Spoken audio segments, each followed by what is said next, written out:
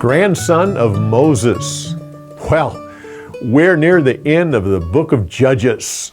We just have two more events to deal with, one right here about the Danites and the other one about the Benjaminites. No one really knows why these two stories are put here, except the fact that they happened during the time of the Judges. But Ruth also happened during the time of Judges, and it is separated out. This event here about the Danites has a little bit of, you kind of understand it some because Joshua, in the book of Joshua, it refers to this event, to how the Danites went north and took over some land, but it doesn't give a lot of details. So possibly the writers of Judges here felt like they're going to fill in the details of exactly what happened. But again, no one really knows when this happened. Most people agree that it happened near the beginning of the book of Judges. Some even hold that it happened while Joshua was still alive. I hold with those who say that it happened after the death of Joshua, but while certain leaders that served under him were still alive. That would make more sense. The idols that Micah made here. Jewish tradition holds that these weren't really idols, or at least he didn't intend for them to be idols. More than likely, he was making a miniature tabernacle. So these silver items would be like the altar and the mercy seat and all the various other parts. He wasn't trying to replace the tabernacle in Shiloh, and he would still go there to worship, but it was like his own private chapel where he could serve God. Still was wrong. He wasn't supposed to do it, but that's what it's all. Now it talks about there was no king, and everyone did what was right in his own eyes, and most people read into that meant it was a time of evil. Not necessarily.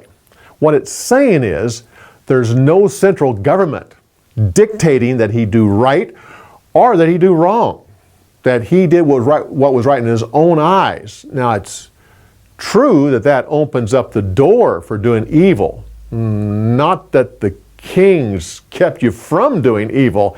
They also did evil. And don't forget that this is exactly like it was during Abraham's time. There was no central government. There was no king. Abraham was the authority. He did what was right in his own eyes. So it's best not to read too much into that statement. The young man from Bethlehem was a Levite. Now, Levites weren't given land. There was no inheritance as far as land was concerned. They were to serve among all of the tribes and help them in their service towards God. So this young man leaves Bethlehem, finding where is he going to settle. And as far as materialistically involved, he found it's a pretty good place. I mean, he was given his room and his board, he was given his clothes, and he was given a nice salary as well. This was, as far as material things are concerned, this was a good deal for him. Now, the Danites. When we dealt with Samson, we talked about this situation. The inheritance that was given to Dan, the tribe of Dan, was the Zarek Valley on the green side of the mountains. It was a beautiful valley and it had a lot of potential, except it was a place of conflict. The enemy often was pushing up the valley and the tribe was pushing down the valley, and it was always going to be a place of conflict. Where, if they went north, and up there's this little people group that live in this beautiful area. And this little people group, they were actually from Sidon, like in Tyre and Sidon, but they were a long ways away. They were an outpost, and there was not help available. And they could take that over. There was plenty of water. It was beautiful agriculture.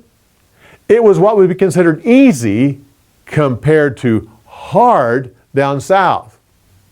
So they chose easy and went north. It is a beautiful area. It's not the first time it's mentioned. Abraham, when the kings came down from the north and attacked Sodom, and they took all of the possessions of Sodom, including Lot, and head back home. Abraham takes his army and chases after them, and it says he comes into this very area right here. In fact, when we take people to this area, they have the gates that were there when Abraham was there. They're earthen gates, and so they've now covered them up with a tarp so that it'll protect them from eroding anymore. We don't know that Abraham actually walked through those gates, but at least they were there when Abraham visited. It's a beautiful area, and it's also an area of idolatry. Well, the Danites come and they have their own idols. Now, that might have been a miniature of the tabernacle, but they used it for worship. And then after them, Jeroboam comes to this area. When he sets up his 2 golden calves, one of them is right here in Dan. In fact, when we take people to Israel and we go to this spot, it's still there. You can actually see the exact location where the golden calf was set up. It's just amazing to go there and actually see the exact space where that golden calf was. But the Greeks and the Romans went near here, a place called Caesarea Philippi, and they set up their idols. Matter of fact, to their god Pan. There's a whole area. It's interesting that just like Elijah went to the home base of Baal to declare that God is God, Jesus goes to this place of idolatry, Caesarea Philippi, all of the idolatry, the idols, everything, paganism, and he chose that spot for his disciples to declare that he was the Messiah, the Son of the living God. So come back when we give you more insights on the story.